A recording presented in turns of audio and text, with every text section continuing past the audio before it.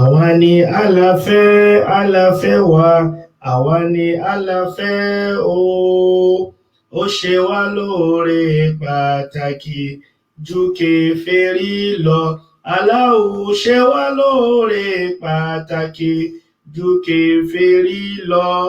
Allah ṣe wá lóore pàtàkì òṣùbà rere o. Àwa mọ Ọlọ́run lọ́kan, àwa ò mọ Ọlọ́run mẹ́ta lọ́kan. Àwa ni àlàfẹ́ wa, àwa ni àlàfẹ́ o. Ó ṣe wá lóore pàtàkì ju kèfèrí lọ. Mo sì mọ Ọlọ́run lọ́kan, mo sì ò mọ Ọlọ́run mẹ́ta lọ́kan. Àwa ni àlàfẹ́ wa, àwa ni àlàfẹ́ o. Ó ṣe wá lóore pàtàkì ju kèfèrí lọ. La fi ní gbé Bíbélì rẹ, gbé Kùránì rẹ, òdodo ti dé. Sókà fún pé ẹ o Ìsìlámù, ẹ̀sìn tó mọ́ tónítóní. Gbé Bíbélì rẹ, gbé Kùránì rẹ, òdodo ti dé. Sókà fún pé ẹ o Ìsìlámù, ẹ̀sìn ọ̀kan ṣoṣo. Nítorí ká lè jọ́kan làwa ń ṣe Allah, ká lè jọ́kan làwa ń sọ Allah. Àwa kì í tako ẹ̀sìn, ká lè jọ́kan làwa ń ṣe Allah. Ká mọ Ọlọ́run lọ́kan Allah, bí Mósè ṣe sọ fún wa Allah. Ká mọ Ọlọ́run lọ́kan Allah, bí Jésù ṣe sọ fún wa Allah. Ká mọ Allah lọ́kan Allah, bí Muhammad ṣe sọ fáwa. Ká jùpájù ẹsẹ̀ wa sí ẹ̀sìn Ìsìlámù Allah. Ká jùpájù ẹsẹ̀ wa sí ẹ̀sìn Ìsìlámù Allah. Ẹ̀sìn ni ó kù wá kù Allah, ìwà ni ó kù wá kù Allah. Ohunkóhun tá lè dàka fi gbẹ́sìn ìgà Allah. Ọpẹ́ tọ́ sí Ọlọ́run, à ń ṣọpẹ́ f'Olúwa Allah tó kà wá kẹ́rù ẹ̀ tó mọ̀nà. Èyí tọ́pẹ́ ọpẹ́ ni gbogbo mùsùlùmí ṣoríire Allah. Ọlọ́run tó fi wá mọ̀nà kò ní ṣì wá lọ́nà láíláí. Ọlọ́run tó fi wá mọ̀nà kò ní ṣì wá lọ́nà láíláí. أعوذ بالله السميع العليم من الشيطان الرجيم. بسم الله الرحمن الرحيم. وبه نستعين، والصلاة والسلام على سيدنا محمد وعلى آله وصحبه ومن والاه. الحمد لله بنعمته تتم الصالحات. الحمد لله الذي لم يلد ولم يولد ولم يكن له كفوا أحد. الحمد لله الذي أنزل على عبده الكتاب ولم يجعل له عوجا قيما لينذر بأسا شديدا من لدنه ويبشر المؤمنين الذين يعملون الصالحات أن لهم أجرا حسنا ماكثين فيه أبدا وينذر الذين قالوا اتخذ الله ولدا ما لهم به من علم ولا لآبائهم كبرت كلمة تخرج من أفواههم إن يقولون إلا كذبا. adúpẹ́ fún Ọlọ́run Ọba, adúpẹ́ fún Olúwa ọba tọ́pẹ́yẹ tó kà wá kẹ́rù ẹ̀ tó mọ̀nà, kó má ṣì wá lọ́nà láéláé. Adúpẹ́ fún Olúwa ọba tọ́pẹ́yẹ tó kà wá kẹ́rù ẹ̀ tó mọ̀nà, kó má ṣì wá lọ́nà láéláé. Wọ́n ṣọdún egúngún, àwa ò bá wọn ṣe. Wọ́n ṣọdún Òkè n'Íbàdàn, àwa ò bá wọn ṣe. Wọ́n ṣọdún Ọ̀ṣun Òṣogbo, àwa ò bá wọn ṣe. Àní tó kà wá kẹ́rù ẹ̀ tó mọ̀nà, kó má ṣì wá lọ́nà láéláé. Adúpẹ́ fún Ọlọ́run Ọba náà, Ọlọ́run Ọba tí ó jẹ́ kí á wà totally committed to error. Ọlọ́run Ọba tí ó fi wá sí ojú ọ̀nà tààrà. Ìkẹ́ Ọlọ́run àti ọlá Ọlọ́run kí ó máa bá akí Ọlọ́run náà. Àtọ́rẹ̀ kí ẹ̀ ti gẹ̀ fún Ànábì wa Muhammad sallallahu alaihi wasallam. Ànábì tí Ọlọ́run fún ní the final book and the last testament. Ànábì tó ṣe wípé irúfẹ́ irú rẹ̀ ò ní dé mọ́. Ànábì tó ṣe wípé Ọlọ́run máa ṣe ní òjíṣẹ́ gbẹ̀yìn. Ànábì tó ṣe wípé tó bá tó jẹ́ ọ̀gbẹ̀dẹ̀ àlìkíyámà, òun ni ó ṣìpẹ̀ fún wa. Ìkẹ́ Ọlọ́run àti ọlá Ọlọ́run kí ó máa bá Ànábì náà àti àwọn ará ilé rẹ̀ àti àwọn sàhábà rẹ̀. Ẹgbẹ́ wa tí a tẹ̀lé erépa òjíṣẹ́ Ọlọ́run bá náà títí di ọjọ́ kan, yawma la yanfa'u malun wala banun illa man ata Allaha biqalbin salim. Ọjọ́ tó kan tó ṣe wípé owó tá a bá ní ò ní wúlò, ìmọ̀ wa ò ní wúlò, ọgbọ́n wa ò ní wúlò, làákàyè wa ò ní wúlò, gbogbo tọ́lọ́run bá kó fún wa ìkankan ò ní wúlò ń bẹ̀. Illa man ata Allaha biqalbin salim. Àfi ẹni tọ́lọ́run bá ṣe fún ní ọkàn àlàáfíà, àfi ẹni tọ́lọ́run bá ṣe ní mùsùlùmí. Àwa bẹ̀ Ọlọ́run àìní má ṣe ìsìláàmù wa mọ́, Ọlọ́run fi ṣàdánwò fún wa. Gbogbo tí ó dé bá wa táàfù wa sọ pé òkè ìṣòro lókù tá máa lọ, táwa sọ pé omi ìṣòro lókù tá lọ gbà, Ọlọ́run mọ́ fi ṣàdánwò fún wa. La hawla wala quwwata illa billah. Mo kí gbogbo àwa tí a wà lórí ètò tá a kọ́kọ́ wọlé, mo kí wa dáadáa. Mo kí ọ̀gá mi Ọlábọ̀dé Jimoh, wa alaikum salam wa rahmatullahi wa barakatuh. Mo kí ọ̀gá mi Aziz Ayinde Rafiu, wa alaikum salam wa rahmatullahi wa barakatuh. Mo kí bàbá wa Adéwòye Thani, wa alaikum salam wa rahmatullahi wa barakatuh. Mo kí ọ̀gá mi Bamba, the CEO Best Tab and Suit ní Ìkẹjà lọ́hùn, Alhaj Sheikh Ọlálẹ́mí Ismail Abiodun, wa alaikum salam wa rahmatullahi wa barakatuh. You are recognized, sir. Mo sì kí ọ̀gá mi Yusuf Ayinde, wa alaikum salam wa rahmatullahi wa barakatuh. Mo kí bàbá wa Aliyu Tajudeen, assalamu alaikum wa rahmatullahi wa barakatuh. Mo kí gbogbo wa pẹ̀lú kíkí tí ọlá, kíkí tí ọlá, kíkí tí kò sí àsìkò tí ó bá mú. Ọ̀gá mi Sheikh Ridwanullah Ibrahim Abọlọ́rẹ́, assalamu alaikum wa rahmatullahi wa barakatuh. Mo kí ẹ̀yin náà káàbọ̀ sí orí ètò. Mo kí gbogbo wa ní kíkí tí ọlá, kíkí tí ọlá, kíkí tó ṣe wípé kò sí àsìkò tí ó bá mú. Ọlọ́run ló gbé kalẹ̀ bẹ́ẹ̀ tí ó sì dárú mọ́ wa lójú.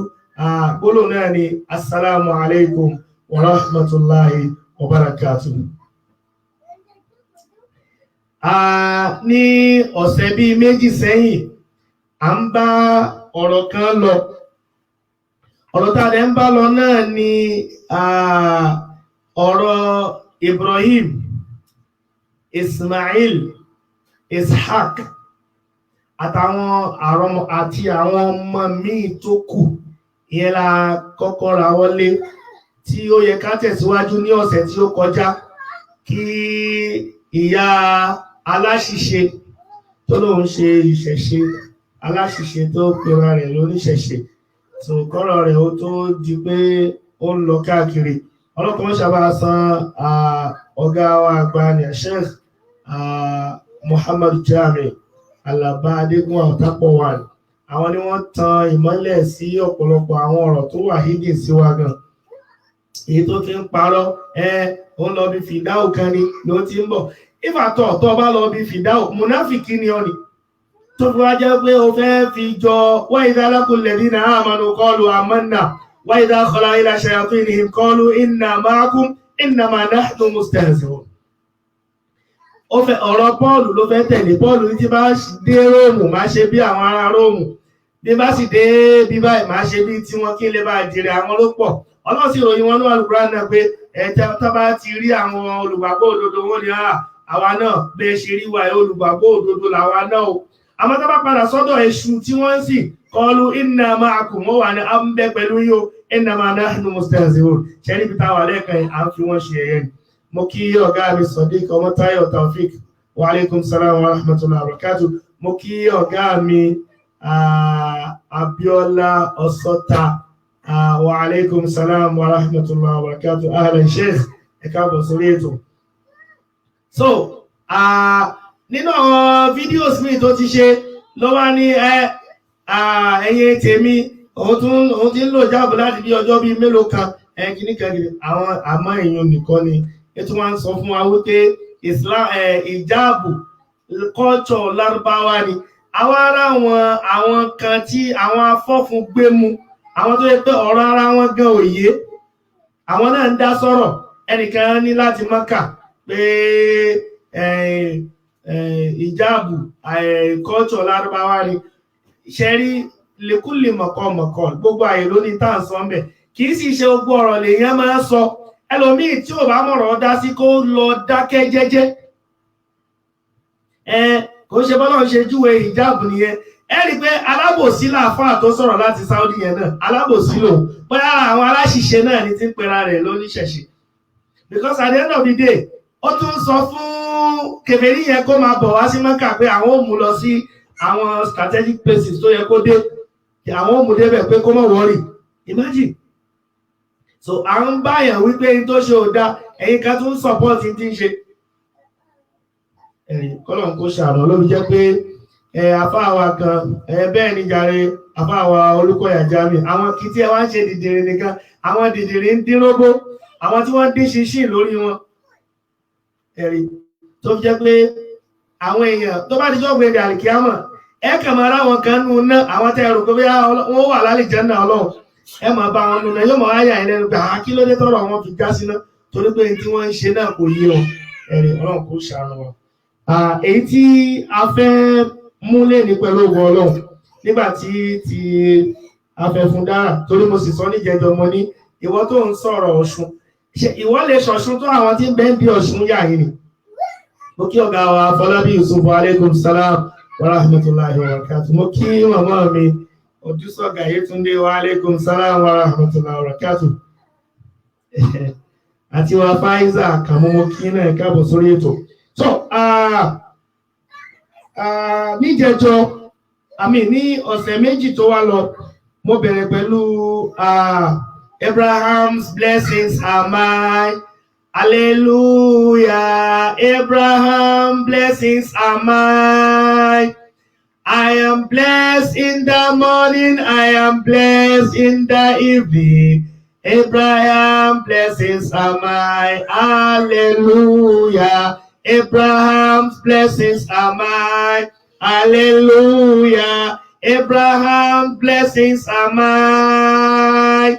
I am blessed in the morning. I am blessed in the evening. Abraham's blessings are mine. Mo ṣàlàyé tí mo lè sọ nípa ọ̀rọ̀ Abrahamu ní Genesis chapter 12 verse 1 to 3. Gbogbo ẹnikẹ́ni tó bá fi bùkún fún Abrahamu lábùkún fún. Gbogbo ẹni tí ó bá sì kan Abrahamu lábùkún tó fi ré náà láfiré. So àwọn Christian tó wá sọ wípé concubine Abrahamu òun ni kí lórúkọ rẹ̀ Ketura ẹ̀yin ni wọn lọ́ọ̀nù àti ọ̀pọ̀lọpọ̀ àwọn nǹkan míì tí wọ́n sọ. So lẹ́ni inshallah àwọn awọnú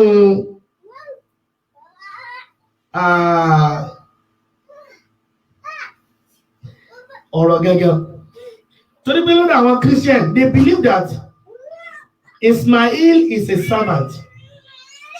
Yeah, Ismail is a son of a servant.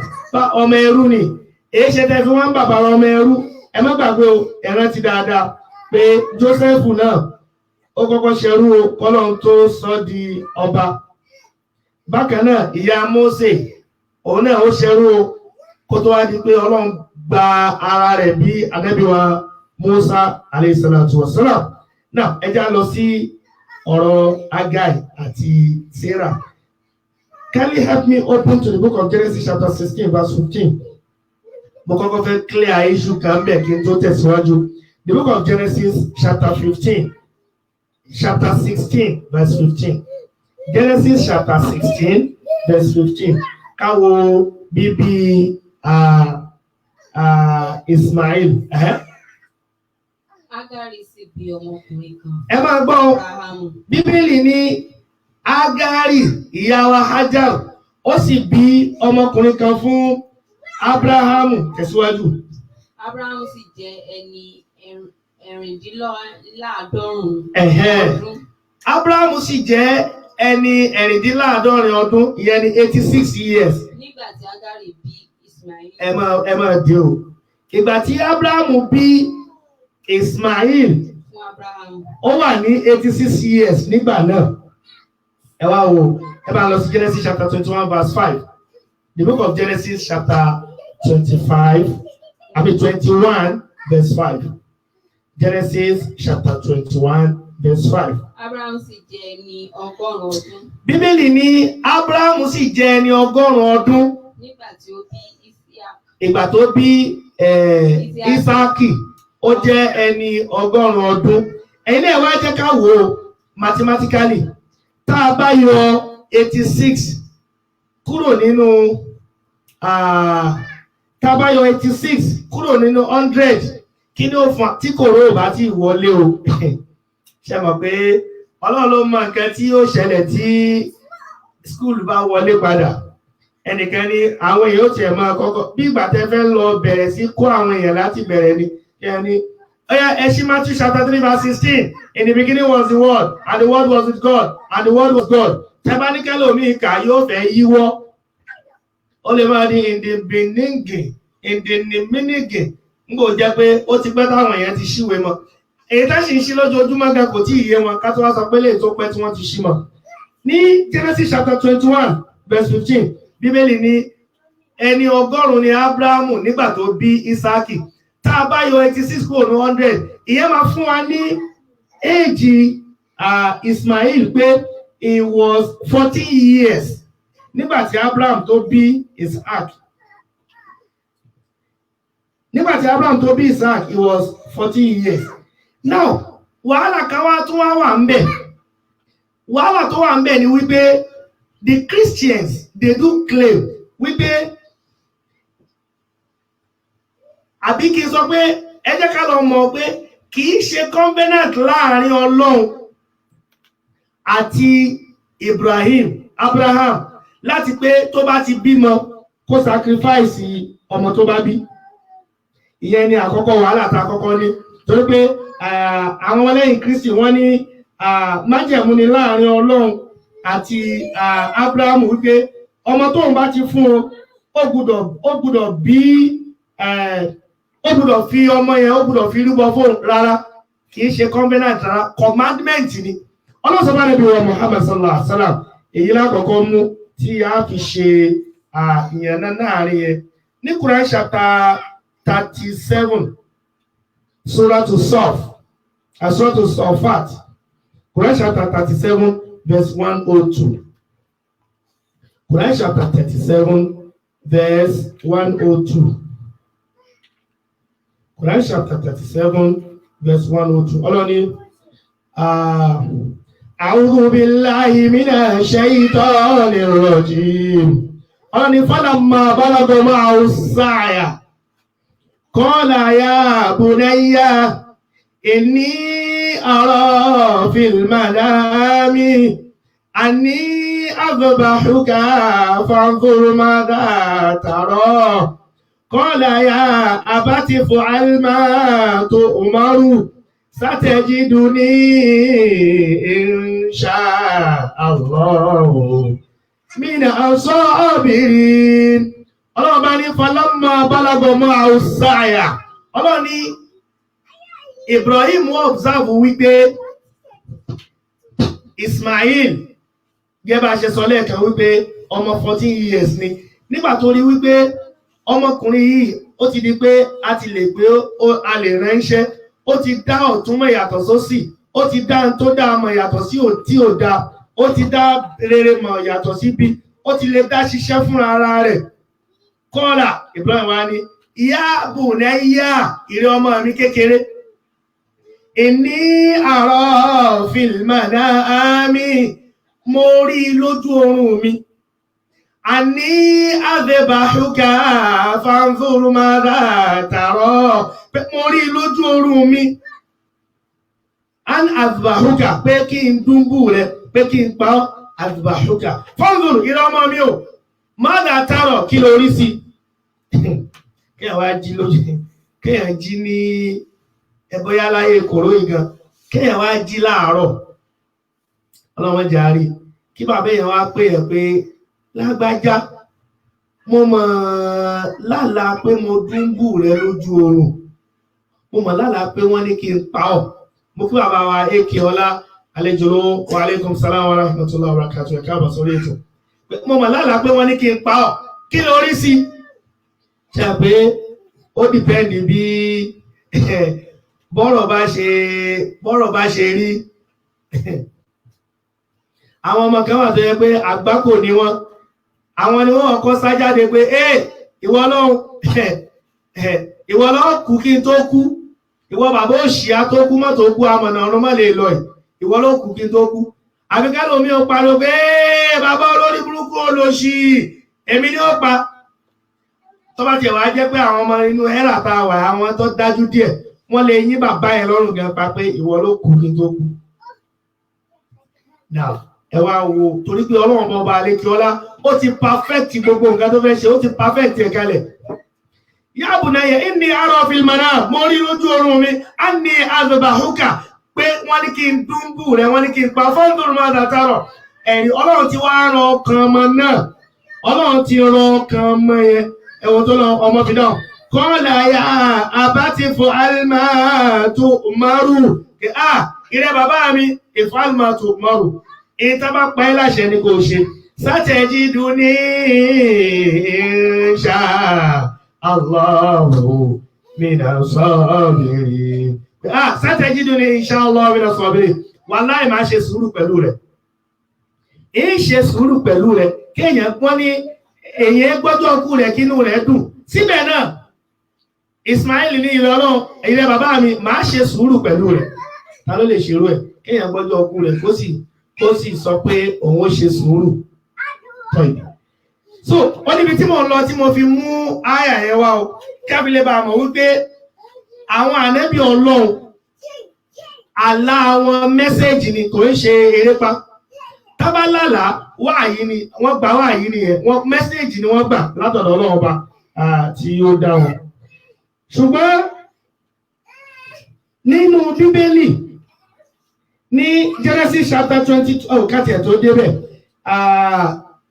nígbà tí ṣáájú kí wọ́n tó bí wọn nítorí èmi ò mọ bí àwọn Christian ṣe máa interpret Bible ìyẹn ni òye mi wọ́n máa interpret Bible bí ìgbà tó ṣe wípé bóyá òye rẹ̀ ò lè yí àwa mùsùlùmí ni o bóyá àwọn nìkan ni wọ́n lè ṣàlàyé tó lè yé wa ni o bóyá ọ̀rọ̀ tó wà ń bẹ̀ it is meant for them how will you understand ìyẹn ni èyí mi when I'm going through the Bible itself or when they speak to us ní kó tó di pé wọ́n bí wọn ẹ bá wọn the book of Genesis chapter 16 verse 7 to 11 the book of Genesis chapter 16 Genesis chapter 16 verse 7 to 11. Áńgẹ́lì Olúwa sì rí ní ẹ̀bá ìsun omi. Áńgẹ́lì Ọlọ́run ní ijù. Ó wá rí ìyàwó Ágárì ní ẹ̀bá omi Zamzam lẹ́bàá ìsun omi.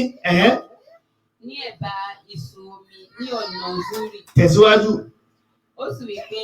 Áńgẹ́lì Ọlọ́run kẹ́lẹ́ bá máa wo wípé kò sí gbogbo nǹkan tá a ṣe pátá tí kò lẹ́rìí láti inú Bíbélì.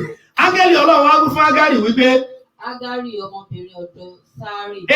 Ágárì ìwọ ọmọbìnrin ọ̀dọ̀ Sárà yìí mo ti explain fún wa. Mo ní ọmọ ọba ni Ágárì. Níbo ni in our last lecture pé ọmọ ọba ni ṣùgbọ́n ó pretend nígbà tó dé ìlú bàbá rẹ̀ wípé àbúrò òun ni Sárà ká má bàa pa òun ṣùgbọ́n ọba yẹn kò láǹfààní láti lè ra Sárà mú Ọlọ́run gbé àìsàn kó ló wà wókè ìwọ ọkùnrin yóò sì parọ́ fún mi ó dá máa mú ọmọ yìí máa mú lọ gbogbo nǹkan ó sì kó fún. Níbo ni ìwọ ti ń bọ̀? Áńgẹ́lì Ọlọ́run wá ń bi Sárà ó ń bi Ágárì léèrè pé níbo ni ìwọ ti ń bọ̀? Níbo ni ìwọ sì ń rè? Níbo ló ń lọ? Ó kúrò nílé ó wá ń lọ. Ó sì wí pé. Tẹ̀síwájú. Èmi sá kúrò níwájú. Mo rí pé wàhálà ti dé o. Wàhálà ti dé. Yorùbá sì ní mọ̀jà mọ̀sálà maki. Aki tó bá mọ̀jà tí ò bá mọ̀sá irú wọn máa bógun lọ ni. Mo rí pé wàhálà ti ń bọ̀. Wàhálà tí sì ń bọ̀ yìí wọ́n ní kìíní kan là á máa ṣe fún adití tó bá gbọ́n àbúrò lẹ́sẹ̀ máa ń pè Ogun àgọ́tẹ́lẹ̀ kì í pa arọ tó bá ti gbọ́n. Ṣé ẹ mọ̀ pé òun ò lẹ́sẹ̀? The more bó bá ṣe ń tètè lọ, tó bá ní nǹkan ó ṣẹlẹ̀ ní 2 weeks time. Ṣé ẹ mọ̀ pé tó bá ti bẹ̀rẹ̀ sí rìn látòní, ìrìn tí ó bá fi rìn láti 2 weeks náà, nígbà tí wàhálà bá dé kò ní ká mọ́. Ìyẹn ni ìyá wa Agar tó ṣe. Áńgẹ́lì Olúwa náà sì wí fún pé. Áńgẹ́lì Ọlọ́run wá yọ sí, ó wá sọ fún wípé. Padà lọ sí ọ̀dọ̀. Padà lọ inú ilé tó ti kúrò. Kí o sì tẹríba fún un. Kó wá submissive, kó dẹ̀ wà subservient sófin rẹ̀. Áńgẹ́lì Olúwa náà sì wí fún pé. Mo kí ọ̀gá mi Hussein Adékúnlé Progress wa alaikum salaam wa rahmatullahi wa barakatuh ẹ káàbọ̀ sórí ètò. Áńgẹ́lì Ọlọ́run wá sọ fún Agar wípé. Ní bíbí èmi yóò mú irú ọmọ rẹ bí sí. Sórí o, ní bíbí èmi yóò mú irú ọmọ rẹ bí sí. I will multiply you exceedingly. A kì yóò sì lè ka àwọn fún ọ̀pọ̀lọpọ̀. Ní lè pa wọn ò ní wà quantifiable, wọn ò ní wà measurable ní pípọ̀ wọn bí pípọ̀ wọn ṣe pọ̀ tó. Áńgẹ́lì Olúwa náà sì wí fún un pé. Áńgẹ́lì Olúwa yẹn tí wọ́n tẹ̀síwájú kò tí ì dúró bẹ̀ kárí hàn. Kíyèsí. A ti kíyèsí. Ìwọ lóyún. Oyún bẹ́ẹ̀ nù rẹ̀, àwa náà mọ̀ pé oyún wà nù ẹ̀. Ìwọ ó sì bí ọmọkùnrin. Wàá wá bí ọmọkùnrin kan. Ìwọ ó sì sọ orúkọ rẹ̀. Wàá wá pe orúkọ rẹ̀ ní Ismail. Allahu Akbar. Áńgẹ́lì ló mú orúkọ Ismail wá o. Kì í ṣe wípé àwọn fúnra wọn ni wọ́n sọ lórúkọ bẹ́ẹ̀. Allahu Akbar. Ìmọ̀ bóyá àwọn èèyàn wà pẹ̀lú rẹ̀. Torí pé ó dàbẹ̀ ni pé bóyá Agar ló fún obìnrin yẹn lórúkọ fúnra rẹ̀. And they read all of these things in the Bible. Áńgẹ́lì Olúwa òun ló ní ìwọ lóyún already. A wà á máa pe ọmọ yẹn ní Ismaila. Nítorí tí Olúwa ti gbọ́ ohùn àrò rẹ. Ó ti pariwo sọ́lọ̀, ó ti sunkún sọ́lọ̀. Ọlọ́run ti gbọ́ ohùn àrò rẹ. Ẹkún gbogbo ẹ̀bẹ̀ tó bẹ Ọlọ́run ti gbọ́ verse kí nìyẹn? Ṣé verse 12 ni? Ó ti dà bẹ́ẹ̀. Ọ̀dà ní verse 12 ni. Ọlọ́run ti gbọ́ ohùn àrò rẹ. Ohun gbogbo bó ṣe ń sunkún sọ́lọ̀ yẹn, Ọlọ́run ti gbọ́. Ṣé ẹ rí pé áńgẹ́lì ló mú orúkọ Ismail wá? Ẹ máa dé o. Ẹlẹ́ẹ̀kejì ní Genesis chapter 21 verse 5. Genesis chapter 17 verse 15 to 19. Genesis chapter 17 verse 15 to 19. Ẹni pé Ọlọ́run sọ ń bẹ̀ fún Ismaila ní ìta kọ́kọ́kà ní Genesis chapter 16 wípé a multiply Ismail exceedingly. Àwọn ọmọ rẹ̀ ò sì ní ṣe é kà. Ọlọ́run ló wí bẹ́ẹ̀ from the angel. Carry on. Ọlọ́run sì wí fún Abraham. Ọlọ́run wá sọ fún Ànábì wa Ibrahim alayhi salatu wa salam wípé. Bí ó ṣe ti Sarah. Títí Sarah nípa ti Sarah ìyàwó rẹ̀ o. Aya rẹ̀ ni. Ìwọ kì yóò pe orúkọ rẹ̀ ní Sarah. Ó wá ní orúkọ rẹ̀ ní Sarah ìmọ̀ nísìnyí o. Bí kò ṣe Sarah. Sarah ló máa wá pè nísìnyí kárí ọ. Ní orúkọ rẹ̀ yóò máa jẹ́. Èmi ó sì bù sí fún. Èmi ó wá bù sí fún kárí ọ. Èmi ó sì bù ọ́ ní ọmọkùnrin kan. Kí mi wá ní jẹ́ kí ọmọ kó parí sórí Ismaila. Èmi náà wà á bù ọ́ ní ọmọ kan. Pẹ̀lú láti ọ̀dọ̀ rẹ̀ wá. Láti ọ̀dọ̀ Sarah náà wá bí ọmọ. Bẹ́ẹ̀ ni ó sì bù sí fún. Ọlọ́run wá bù sí fún kárí ọ̀rọ̀. Yóò sì ṣe ìyá ọ̀pọ̀ orílẹ̀-èdè. Yóò sì ṣe ìyá ọ̀pọ̀ orílẹ̀-èdè ìyá ọmọ náà. Àwọn ọba ènìyàn ni yóò ti ọ̀dọ̀ rẹ̀ wá. Tẹ̀síwájú wá sí nìyẹn. Verse 16. Ọ̀ya ẹ máa kà lọ dé verse 19. Nígbà náà ni Abrahamu dojú bolẹ̀. Abrahamu wá dojú bolẹ̀. Ó sì rẹ́rìn-ín. Abrahamu wá rẹ́rìn pé. Ó sì fi orúkọ rẹ̀ pé. A ó wá bímọ fún ẹni 100 ọdún. Abrahamu wá wò pé ṣó possible ni obìnrin tó ti dàgbà bọ́ọ̀lù ẹ fẹ́ bímọ bọ́ọ̀lù ẹ fẹ́ ṣe. Sarah tí ń ṣe ẹni 100 ọdún yóò wá bímọ. Ọmọ ẹni tó ti kọjá 100 ọdún bọ́ọ̀lù ẹ fẹ́ bímọ. Abrahamu sì wí fún Ọlọ́run pé. Abrahamu á wí fún Ọlọ́run wípé. Kí Ismaili kí ó wà láyé lójú rẹ̀. Àṣàbáṣá àti bímọ kẹrẹ Ọlọ́run ṣẹ́mọ̀ nígbà téèyàn bójú ẹgbẹ́ èèyàn sọ̀rọ̀ ìta bí náà ọlọ́run kó fi báríkà sí aṣáà ti bí kan náà ó ṣe jẹ́lẹ̀ ọmọ dàgbà kó sanjọ́ fún wa. Ọlọ́run sì wí pé. Torí pé ọlọ́run sọ fún wa ní Al-Qur'an la taqnatu min rahmatillah, ẹ má já kan bí àánú ọlọ́run. Qul ya ibadiya alladhi asrafu ala anfusihim la taqnatu min rahmatillah. Abraham wò pé it is not possible anymore. Ọjọ́ ti lọ pé kò lè possible mọ́. Báwo lobìnrin tó ti ju 100 lọ yóò ṣe wá bí ọmọ nígbà tí gbogbo nǹkan ti gbogbo ẹ ti padà síbi tó ti wá tẹ̀síwájú. Sára aya rẹ̀ yóò bí ọmọkùnrin kan. Ọlọ́run tún wá àfàmẹ̀ anaphamatic statement. Ọlọ́run tún wá àfàmẹ̀ pé àní Sarah yẹn náà yóò wá bí ọmọkùnrin kan fún ọ ní tòótọ́. Ìwọ ó sì sọ orúkọ rẹ̀ ní Ísáàkì. Wàá wá sọ orúkọ rẹ̀ ní Ísáàkì. Èmi ó fi ìdí májẹ̀mú mi múlẹ̀. Májẹ̀mú tí mo ti sọ fún yín pé àníṣe ó bí ọmọ yìí. Ọlọ́run máa fi lélẹ̀ bẹ́ẹ̀ ni èyí wàá fi lélẹ̀. Now kí wàá ní àwọn májẹ̀mú náà ní ṣókí ẹja sáré mu wá. Ẹni pé a ti mú ti a ti mú ti Ísáàkì wá ní Genesis chapter 17 verse 15 to 19. Ẹ jẹ́ ká wo ti Isaac. Ẹ bá wo Genesis chapter 17 verse 7. Ẹ bá wo verse 7. Èmi ó sì gbé májẹ̀mú mi kalẹ̀ láàrin tèmi tìrẹ. Ọlọ́run ní màá gbé májẹ̀mú mi kalẹ̀ láàrin tèmi tìrẹ ní Genesis chapter 17 verse 7. Àti láàrin irú ọmọ rẹ. Àti láàrin irú ọmọ rẹ. Lẹ́yìn rẹ ní ìran wọn. Ní ìran wọn ṣe bá 7 nìyẹn. Ẹ bá ń pè láti verse 13 bẹ́ẹ̀. Ẹni tí a bí ní ilẹ̀ rẹ. Ẹni tí a bí ní ilé rẹ. Àti ẹni tí a fi owó rẹ̀ rà. A kò lè ṣe aláìkọ́ ní ìlà. A kò lè ṣe aláìkọ́ ní ìlà. Bẹ́ẹ̀ ni májẹ̀mú mi yóò sì wà ní ara rẹ̀. Verse 17 and 13 ọ̀yá tẹ̀síwájú. Ní májẹ̀mú ayérayé. Àti ọmọkùnrin aláìkọlà. Ọ̀yá ẹgbẹ́ láti verse 20, ẹgbẹ́ láti 20. Èmi ó sì gbọ́ àdúrà rẹ̀ fún Ismail. Ọlọ́run ní àdúrà tó ṣe o, gbogbo ẹkún rẹ tó sun, màá wá gbọ́ àdúrà rẹ fún Ismail. Kíyèsí, èmi ó sì bù sí fún. Èmi ó wá bù sí fún. Èmi ó sì mú bí sí. Èmi ó wá mú bí sí. Èmi ó sì sọ ọ́ di púpọ̀ gidigidi. Èmi ó wá sọ ọ́ di púpọ̀ gidigidi. Ìjòyè 12 ni ó bí. Ó ti dà.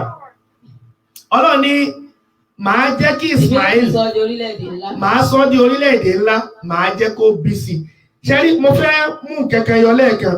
Nígbà tí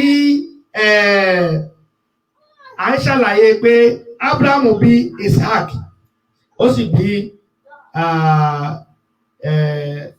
Ismail àti Isaac. Ismail àti Isaac náà ni. Nínú Bíbélì náà, nígbà tí ọ̀rọ̀ pé Ọlọ́run fẹ́ dán ànábì Ibrahim o, Abraham alayhi salatu wa salam, ẹ̀wọ̀n tó ṣẹlẹ̀ ní Matthew chapter 23, Genesis chapter 23 verse 1 to 2. Genesis chapter 23 verse 1 to 2. Sára sì di ẹni 137 ọdún. Iye ọdún ayé Sára ni èyí. Sára sì kú ní. 22 verse 1 to 2. 22 verse 1 to 2. The book of Genesis chapter 22 verse 1 to 2. Ó sì ṣe lẹ́yìn nǹkan wọ̀nyí ni Ọlọ́run dá Ábúráhámù. Ọlọ́run ní ó sì ṣe lẹ́yìn nǹkan wọ̀nyí. Ọlọ́run wá dán Ábúráhámù wò. Ó sì wí fún un pé. Ọlọ́run wá sọ fún Ábúráhámù wípé. Ábúráhámù. Ó sì dáhùn pé èmi nìyí. Ó dáhùn pé èmi rèé o, làbáìkà. Ó sì wí fún un pé. Ọlọ́run wá sọ fún Ábúráhámù wípé. Mú ọmọ rẹ nísinsìnyí. Mú ọmọ rẹ, ẹ máa wo àbòsí o àwọn tó kọ Bíbélì. Mú ọmọ rẹ nísinsìnyí. Ísáàkì ọmọ rẹ náà. Ọmọ rẹ náà kan ṣe ti lábòsí. Ṣé ọmọ rẹ̀ kan ṣoṣo nìyẹn? And as at that time tá à ń sọ yìí, ọmọ ọdún kan ò ní Ísáàkì o. Ẹja tún padà. Ẹ lọ sí Genesis chapter 16 verse 15 kó lè yé àwọn èèyàn. Genesis chapter 16 verse 15. Ẹ máa gbọ́. Ágárì sì bí ọmọkùnrin kan fún Ábúráhámù. Bíbélì ní Ágárì ó bí ọmọ kan fún Ábúráhámù. Ẹ ti rí bẹ́ẹ̀. Ó sì pe orúkọ ọmọ náà ní. Ó pe orúkọ ọmọ náà ní kíni? Ó sì pe orúkọ ọmọ tí Ágárì sì bí ní Ismail. Ábúráhámù sì jẹ́ ẹni ẹ̀rìndínláàádọ́rùn-ún. Ábúráhámù jẹ́ ẹni 86 years. Nígbà tí Ágárì bí Ismail. Nígbà tó bí Ismail. Now, ní Genesis chapter 21 verse 5. The book of Genesis chapter 21 verse 5. Genesis chapter 21 verse 5. Ẹ máa wò. Ábúráhámù sì jẹ́ ẹni 100 ọdún. Bíbélì ní Ábúráhámù jẹ́ ẹni 100 ọdún. Nígbà tí a bí Ísákì ọmọ rẹ̀. Nígbà tá a bí Ísákì ọmọ rẹ̀. Ẹ máa fi yín o báwọn. Then mo sọ fún wa ní ọ̀sẹ̀ méjì tó kọjá lọ ní Genesis chapter 25 gbàgbé láti verse 1. Genesis chapter 25 verse 1. Ábúráhámù sì tún fẹ́ aya kan. Bíbélì ní Ábúráhámù bàbá ìgbàgbọ́ ó tún wá fẹ́ aya míì. Orúkọ rẹ̀ a máa jẹ́ Kètúrà. Bíbélì ní orúkọ rẹ̀ a máa jẹ́ Kètúrà. Ó sì bí Símíránì. 1. Àti Jóksánì. 2. Àti Médánì. 3. Àti Mídíánì. 4. Àti Ìṣbákù. 5. Àti Ṣúà fún. 6. Ọmọ mẹ́fà. Bíbélì àwọn Bible scholars àwọn etí ẹ lọ bí àwọn eléyìí rárá. Àwọn èyí lọ bí ọ̀dọ̀ wọn rárá. Bùkú bàbá wa Hamid Abiodun wa alaikum salam wa rahmatullahi wa barakatuh. Wọn kì í lọ síbẹ̀ rárá. Now, ní Genesis chapter 22 verse 1 to 2. Wọ́n ní ìgbà tí Ọlọ́run bá ń padà síbẹ̀ bẹ́ẹ̀. Genesis chapter 22 verse 1 to 2. Ó sì ṣe lẹ́yìn nǹkan wọ̀nyí. Lẹ́yìn nǹkan wọ̀nyí. Ọlọ́run wá fẹ́ dá Ànábì Ibrahim ẹ̀rọ pé mo sọ fún alẹ́ kan wípé mẹ́sẹ̀jì ni pé Ọlọ́run sọ nínú Al-Qur'an pé kọ́lá ya bunayya inni ara fil manami anni adbahuka fanzur madha tara qala ya abati fa'al ma tu'maru satajiduni insha Allahu min asabirin. Test ni Ọlọ́run fẹ́ máa dán wò ni. Ṣé mọ̀ pé ní ìjọ náà lára àwọn test Ibrahim ni a ti kọ́kọ́ mú àyà kan wá tọ́lọ́ ní wà ìdíbùtàlá Ibrahima rabbuhu bi kalimatin fatamahun. وإذ ابتلى إبراهيم ربه بكلمات فأتمهن قال إني جاعلك للناس إماما قال إني جاعلك للناس إماما. Ọlọ́run ní ẹ̀rí Ànábì wa Ibrahim ká tó fi ṣaṣáájú ìjọ Ọlọ́run ní gbogbo ọ̀pọ̀lọpọ̀ àdánwò láti lọ gbé bá adẹ̀ka àwọn àdánwò díẹ̀ nínú àwọn àdánwò Ibrahim òun tún lélẹ̀ nínú ọmọ méjì tó bí Ọlọ́run tún wá ní kó mélèé tó ti dàgbà kó lọ fi rúbọ ìyẹn èé ṣe covenant mo tún ń sọ kò kì í ṣe covenant torí pé àwọn Christian sọ pé covenant ni pé Abraham ló bẹ Ọlọ́run wípé tóun bá ti bí ọmọ òun fi rúbọ fún ọ kò síbi tó wà ní Bíbélì. Abrahamu ti sọ bẹ́ẹ̀ pé ìwọ Ọlọ́run tí bá ti bímọ o máa fọmọ náà máa fi rúbọ fún ẹ nowhere in the Bible. Ṣùgbọ́n covenant ni Ọlọ́run fẹ́ fi dágbàgbọ́ rẹ̀ wò ní Ànábì wa Muhammad sallallahu alayhi wa sallam. Ànábì ni ẹni tọ́lọ́run bá fẹ́ dáadáa fún yóò sì fàdánwò kan. Torí pé àdánwò yẹn usiri ni àmọ́ fa inna ma'al usri yusra lẹ́yìn ìnira ìdẹ̀kùn ní tẹ̀lé. Ọlọ́run èé dáyàn ò kọ́lọ́run mọ́ wàá compensate àfi kọ́lọ́run ó compensate pẹ̀lú nǹkan tó wà meaningful.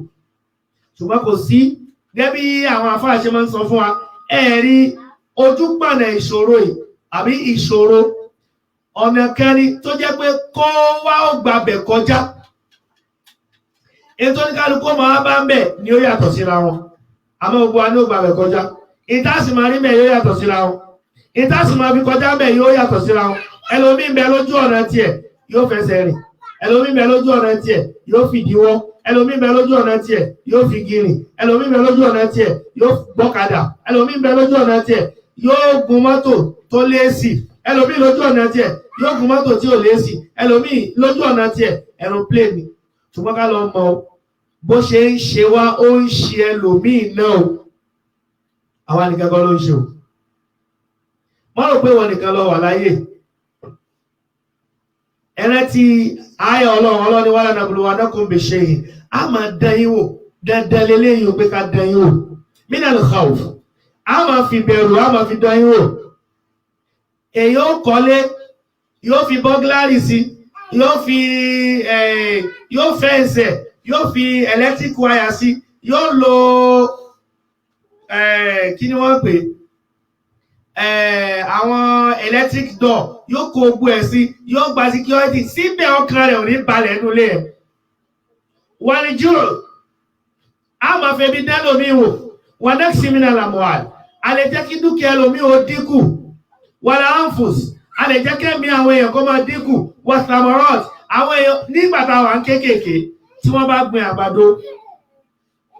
àgbàdo ẹyọ kan ó lè yọ ọmọ 6 7 lágbàdo ẹyọ kan bóyá ló reduce tó di 3 bóyá ló di 2 kódà lórí ẹyọ kan lórí àgbàdo mi ní bá jẹ ẹyọ kan yẹn gan tẹ́ bá tún wá yá ẹ tún wá rí òun náà tún practice social distance láwọn bàbá ń pè ní ọlọ́mọ ṣíkàtà òun tún practice social distance ẹnìkan nínú kòró yìí tó bá tiẹ̀ wá lówó tó bá fún ẹ ní millions of naira kan kí ló ṣe sí àwọn èèyàn òun practice social distance òun kò lọ́dọ̀ àwọn èèyàn.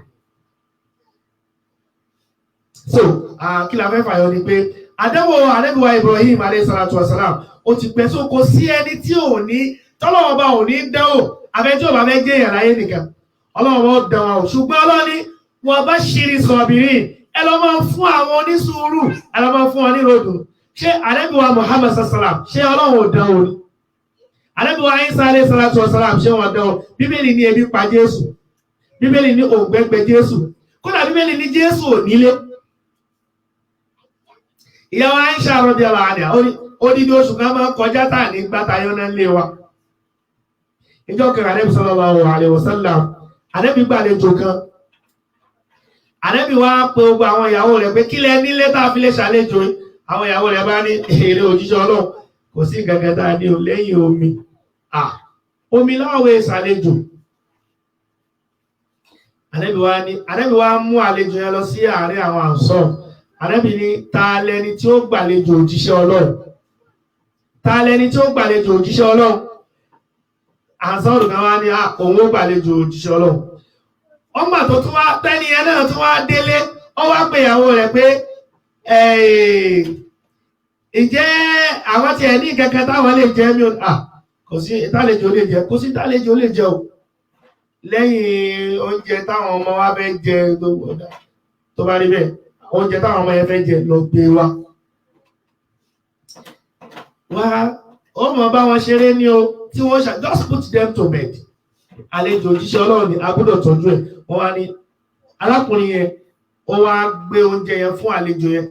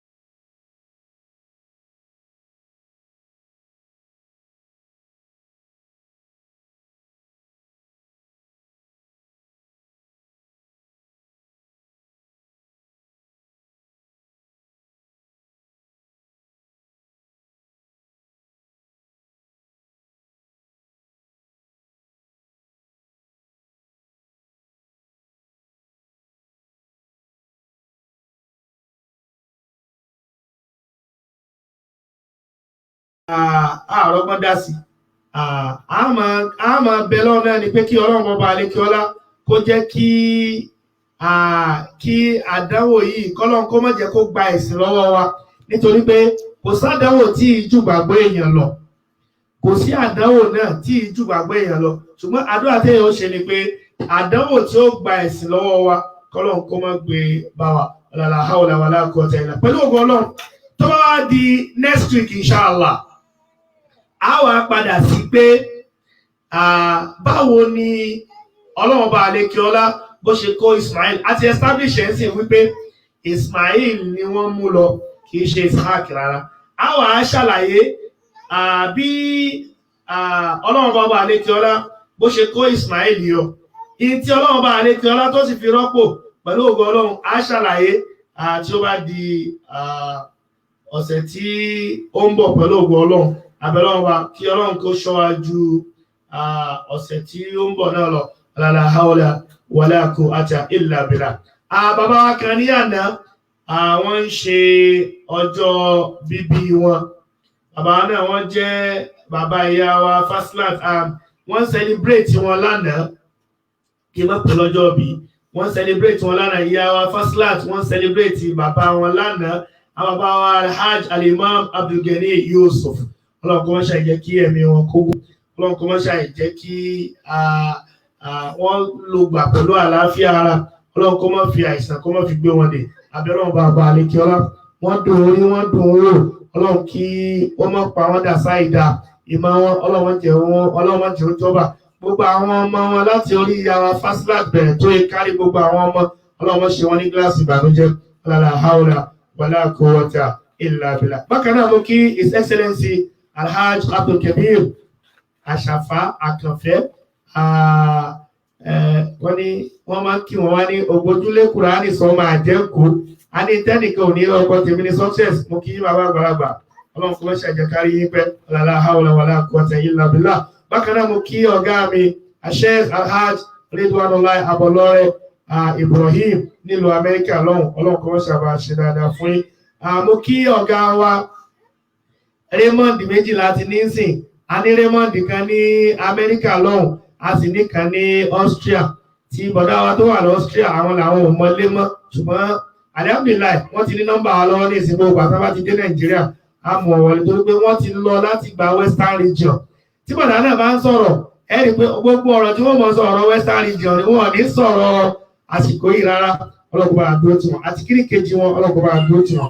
Bákan náà mo kí bàbá wa Miftahuddin Agoro nílùú Texas lọ́hùn ọlọ́kùnrin mọ́ṣẹ́ àbá ṣe dáadáa fún. Bákan náà mo kí mùdírù wa lókè lọ́hùn Alhaj Fadilatu Sheikh Al-Imam Abdulmumin Amir Uthman àti wọ́n ní Madrasatul Mu'min Al-Adabi ọlọ́run kọ́ mọ́ṣẹ́ àjẹkẹ́mi wọ́n gùn fún wa ọlọ́run gbogbo tí ń da nínú nǹkan ọmọ bàjẹ́ wọn ọlọ́run lójú wọn àti lẹ́yìn wọn àwọn ọmọ ọmọ ṣe wọn ní gíláàsì ìbànújẹ́ gbogbo ibi tí wọ́n ro kan rí sí ọlọ́run kò ṣòro fún wọn bẹ́ẹ̀ ibi tí wọ́n ro kan rí sí ọlọ́run kò ṣòro fún wọn bẹ́ẹ̀ Madrasatul Mu'min Al-Adabi ọlọ́run mọ́jọ́ ó dàrú láìláì wala hawla wala quwwata illa billah àti owó àti àwọn ètò wa ọlọ́run kò ṣe dáadáa fún wa gbogbo tí wọ́n ro kan rí sí ọlọ́run kò ṣòro fún wa bẹ́ẹ̀ gbogbo tí àwọn kan rí sí ọlọ́run kò ṣòro fún wa bẹ́ẹ̀ ní lókè lọ́hùn ní Risalatul Haq mo kí ustad wa Alhaj Fadilatu Sheikh Al-Ustad Muhammad Jami Alaba Adégún Ọ̀tápọ̀ wa ọlọ́run kò má dára kẹ́yìn o ọlọ́run kò má dára kẹ́yìn àti gbogbo àwọn tí wọ́n wà lójú pé ká pè èèyàn sójú ọ̀nà tọ́lọ́run ọlọ́run kò má ṣe àbá dúró ti gbogbo wa la hawla wala quwwata illa billah. Láfi ní kálẹ̀jọ́ kàlà wá ń ṣe ànlá kálẹ̀jọ́ kàlà wá ń sọ ànlá àwa kì í takò ẹ̀sìn kálẹ̀jọ́ kàlà wá ń sọ ànlá kámọ́ lọ́hùn lọ́kàn ànlá bí Mósè ṣe sọ fún wa kájúgbájú ẹsẹ̀ wá sí ẹ̀sìn Ìsìlámù kó tó gbàdúrà wá kó tó gbàdúrà mi ò máa jẹ́ nǹkan hallelujah kó tó gbàdúrà mi Allah kó tó gbàdúrà mi ò kó tó gbàdúrà mi kó tó gbàdúrà mi ò kó tó gbàdúrà mi máa jẹ́ nǹkan hallelujah kó tó gbàdúrà mi màmá jẹ́ ìṣíwí Màmá jẹ́ ń ṣìsọ o, màá jẹ́ ń pé Jésù lọ́lọ́run. Màmá jẹ́ ń ṣìwé, Allah màmá jẹ́ ń ṣìwé o. Màmá jẹ́ ń ṣìsọ, màmá jẹ́ ń ṣìwé o. Màmá jẹ́ ń ṣìsọ, màá jẹ́ ń pé Jésù lọ́lọ́run. Màmá jẹ́ ń ṣìsọ, wọ́n má ti ṣìwí, wọ́n má ti ṣìsọ o. Àwọn tó ń pé Jésù lọ́lọ́run, wọ́n má ti ṣìsọ. Allah wọ́n má ti ṣìsọ o, wọ́n má ti ṣìwí, wọ́n má ti ṣìsọ o, wọ́n má ti ṣìwí. Àwọn tó ń pé Jésù lọ́lọ́run, wọ́n má ti ṣìwí. Mú kí gbogbo wa tí a wà lórí ètò bàbá wa Adéwì Sani, mo kí wa akú àtàárọ̀, mo kí bàbá wa Afọlábí Yusuf, mo kí ọ̀gá wa Abdulhamid Abiodun, ẹkú àtàárọ̀ lórí ètò. Mo kí ọ̀gá mi Hussein Progress ọlọ́kùnrin ṣàbà dúrótì. Mo kí ọ̀gá mi Ọládẹ́kẹ́ Samuel Adéníyì láti Ẹ̀sánjọ́ Haklọ́. Mo kí bàbá wa Adébáyọ̀ Sweet Báwa. Ẹ̀gbà méjì òǹjà ara wọn níyàn bí kìíní bá ń ṣe báyìí sí ìkejì a máa ṣe Báwa. A ní àǹtí mi ò di alọ lánàá ẹran màálù lájẹ́ mẹ́. Àbúrò mi báyìí sí ẹ̀gbọ́n mi Báwa. Mo kí bàbá Adébáyọ̀ lẹ́ẹ̀kan sọ alaikum salam wa rahmatullahi wa barakatuh. Mo kí mọ́mọ́ wa Adéza Abdulrazak bí bàbá wa sì ní Adéza Abdulrazak wa alaikum salam wa rahmatullahi wa barakatuh. Mo kí ọ̀gá mi lẹ́ẹ̀kan sí ẹni tó wọn bá Abọ́lọ́rọ̀ Ibrahim láti lọ Amẹ́ríkà lọ́hùn ọlọ́kùnrin ṣàbà ṣe dáadáa fún yín. Mo kí ọ̀gá mi Èkè Ọlá àlejò olówó ọlọ́kùnrin ṣàbà ṣe dáadáa fún yín o. Mo kí ọ̀gá wa Ṣẹfíù Olúsanjọ́ Ògúnwálé ọlọ́kùnrin ṣàbà ṣe dáadáa fún yín. Mo kí bàbá wa Aliyu Tajudeen ọlọ́kùnrin ṣàbà ṣe dáadáa fún yín. Bákan náà mo kí Akínfẹ́nwá Taofik Ọlásùnkànmí wa alaikum salam wa rahmatullahi wa barakatuh. Ẹ ṣé mo dúpẹ́ àánú yín ṣe mí ẹ̀ tuntun sọ. Mo kí ìyá wa Faiza Àkànmú ọlọ́kùnrin ṣàbà dúpẹ́ fún yín o. Mo kí ìyá wa Olúkọ̀yà bàbá wa Olúkọ̀yà Jami. Mo kí ọ̀gá mi Abíọ́lá Ọ̀sọ́ta ọlọ́kùnrin ṣàbà dúrótì. Mo kí ọ̀gá wa Sodiq Ọmọ́táyọ̀ Taofik. Mo kí Olúkọ̀yà Jami ọ̀gá wa títí táwọn fi máa pàdé ní ọ̀sẹ̀ tó ń bọ̀. Adágbẹ́ pé subhanaka Allahumma bihamdik ashhadu an la ilaha illa ant astaghfiruka wa atubu ilayk. Subhanaka Allahumma bihamdik ashhadu an la ilaha illa ant astaghfiruka wa atubu ilayk. Subhana rabbika rabbil izzati amma yasifun wa salamun alal mursalin والحمد لله رب العالمين. اللهم لا تدع لنا ذنبا الا غفرته ولا هما الا فرجته ولا دينا الا قضيته ولا حجة من حوائج الدنيا والاخره الا قضيتها يا ارحم الراحمين. ربنا اتنا في الدنيا حسنه وفي الاخره حسنه وقنا عذاب النار. وصلى الله على سيدنا محمد وعلى اله وصحبه الاخيار وسلم تسليما كثيرا. اللهم نحن عبادك وابن عبادك وابن عمتك ناصية بيدك ماض فيها حكمك عدل فيها قضاؤك. نسألك الله بكل اسم هو لك سميت به نفسك أو أنزلته في كتابك أو علمته أحدا من خلقك أو استأذنت به في المغيب عندك أن تجعل القرآن ربيع قلوبنا ونور صدورنا وجلاء أحزاننا وذهاب همومنا وهمومنا وأبدل في مكان الحزن فرحا برحمتك يا أرحم الراحمين. ولا حول ولا قوة إلا بالله ولا حول ولا قوة إلا مكياتي Mọ̀súra àti Mọ̀súra àti Mojí wa alaikum salam wa rahmatullah. Ẹni tó bá bọ́ mi ṣọwọ́ náà ó bó ń jẹ ẹ̀ka àbọ̀ látàárọ̀ ọlọ́run kó mọ́ ṣàbà ṣe dáadáa ọlọ́run kó mọ́ ṣàbà kẹ́yìn ọkọ ọba àdá ọba ọlọ́run jẹ́ ó ṣayín lẹ́sẹ̀ la hawla wala quwwata illa billah. Subhana rabbika rabbil izzati amma yasifun wa salamun alal mursalin walhamdulillahi rabbil alamin.